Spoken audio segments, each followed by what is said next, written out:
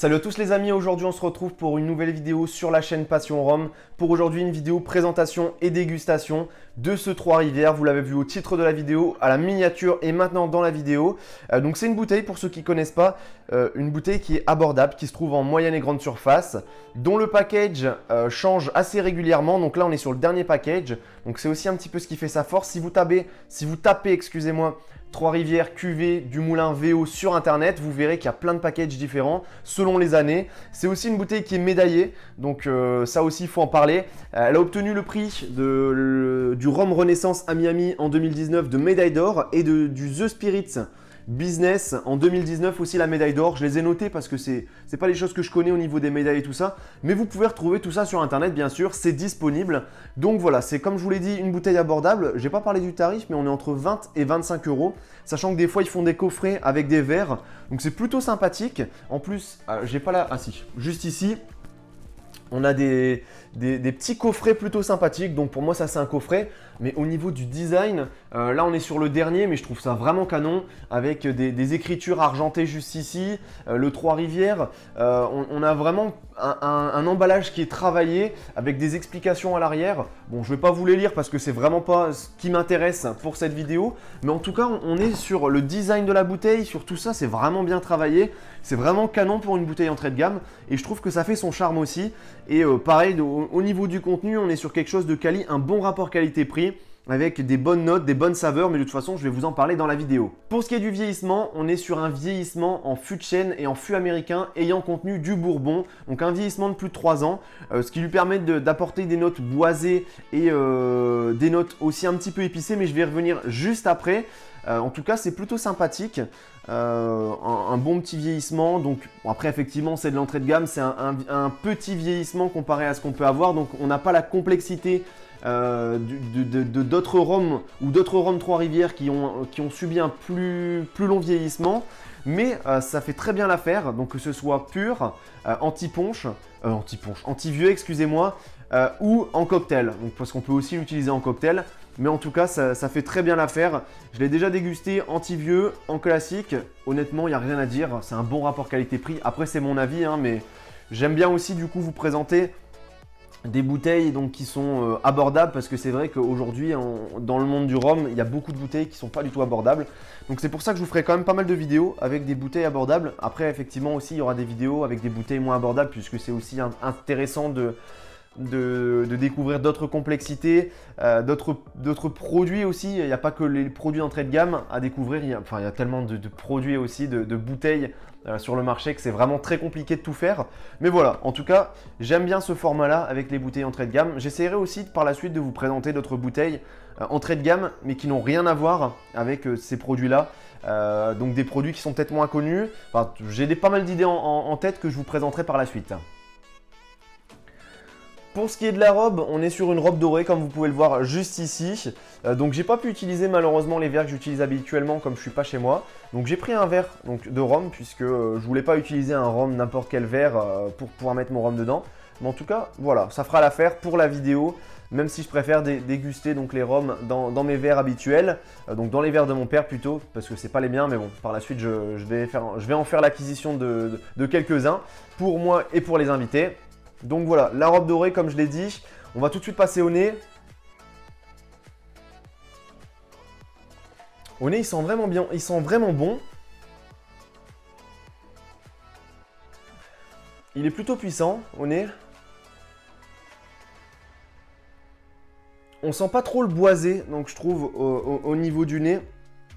Ce qui ressort le plus, c'est vraiment le côté épicé. Donc après là je le découvre pas, je le connais déjà, mais c'est toujours intéressant de pouvoir refaire une dégustation juste après avoir déjà fait des dégustations auparavant, puisque ça permet vraiment d'avoir peut-être une perception différente, puisqu'en général quand on fait une dégustation, la deuxième n'est pas forcément pareille, ou du moins elle le sera, mais il y a peut-être des choses qu'on va détecter qui sont différentes.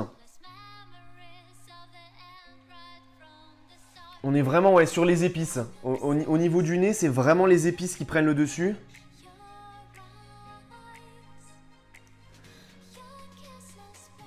C'est marrant, mais le côté boisé est très léger, donc on le sent en arrière-fond, mais on sent plutôt les épices en premier, puis vient le côté boisé, en tout cas au niveau du nez. Je vais passer du coup à la dégustation tout de suite. On verra ce que ça donne, enfin je le connais, on verra ce que ça donne pour vous puisque vous êtes là en train de regarder la vidéo et vous attendez sûrement aussi le moment où je le déguste.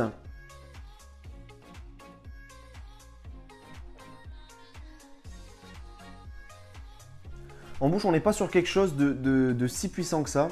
Je dirais pas qu'il est doux en bouche, mais on n'est pas sur un rhum qui tape, qui arrache. En même temps, c'est un rhum qui tire, j'ai oublié de le dire, mais à 40 degrés. Il a une bonne longueur, on le sent bien en bouche, il reste bien en bouche. On sent vraiment les épices. Je pense que c'est vraiment le côté principal, c'est les épices qu'on sent en bouche. Après, comme je vous l'ai dit, c'est pas un rhum complexe. Il n'y a pas 36 notes qu'on peut ressentir. Mais le côté épicé se fait bien ressentir. Et il laisse, au niveau de la finale, un côté boisé. Donc qu'on sent encore au niveau de la gorge, au niveau de la bouche. C'est vraiment au niveau de la finale, on sent ce côté boisé. Mais lorsqu'on commence à le déguster, on sent surtout le côté épicé.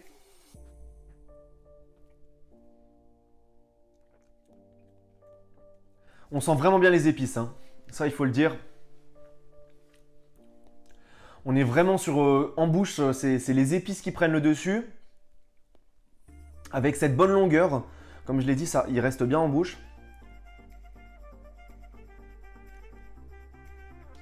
Ouais, voilà, c'est juste ce que je ressens, c'est comme je vous l'ai dit, c'est les épices en bouche, le côté boisé comment dire, qui se laisse ressentir juste à la fin, ouais, voilà, c'est ça.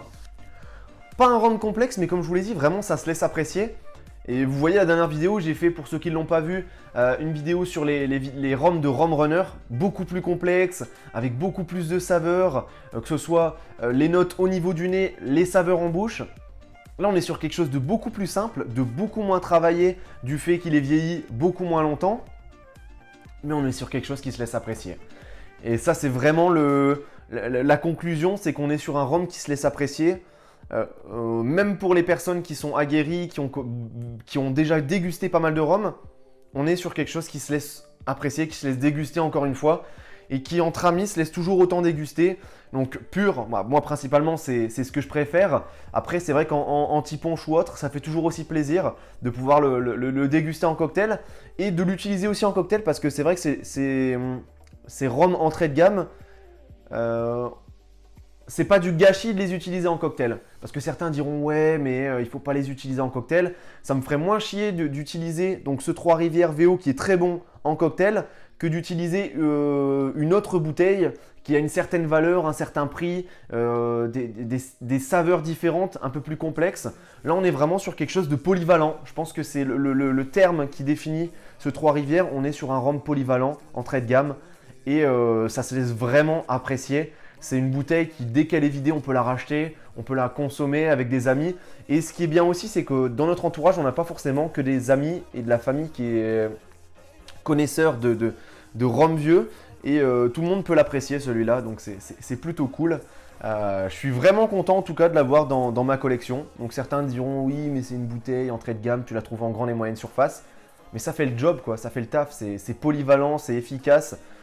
Honnêtement, pour de l'entrée de gamme, c'est vraiment suffisant pour ceux qui débutent et ceux qui n'ont pas forcément envie de gâcher entre guillemets certaines bouteilles qui se boivent, enfin qui se dégustent plutôt aux occasions, puisque oui effectivement il y a certaines bouteilles qu'on préfère boire aux occasions. Donc là c'est plutôt sympathique pour pouvoir se faire un petit plaisir le week-end, enfin, etc. C'est vrai que je blablate, mais en tout cas c'est le terme, le terme polyvalent représente vraiment bien cette bouteille. J'espère en tout cas que cette dégustation vous aura plu. Il y en aura d'autres sur la chaîne comme toujours. N'hésitez pas à vous abonner, à activer la cloche de notification, les commentaires très importants. Donnez-moi votre avis. Je pense qu'il n'y a pas assez de commentaires de personnes qui regardent mes vidéos. Je sais que vous êtes quand même quelques-uns à suivre mes vidéos, mon compte Instagram. Mais n'hésitez pas à commenter les vidéos, à donner votre avis, à me dire si vous l'avez déjà dégusté ce rhum, à me dire ce que vous aimeriez voir aussi sur la chaîne. Que ce soit sur Instagram, vous pouvez me le dire en commentaire sur les publications ou sur la chaîne YouTube. N'hésitez pas non plus à liker et à partager les vidéos. Et on se retrouve à la prochaine pour une nouvelle vidéo. Allez, salut tout le monde!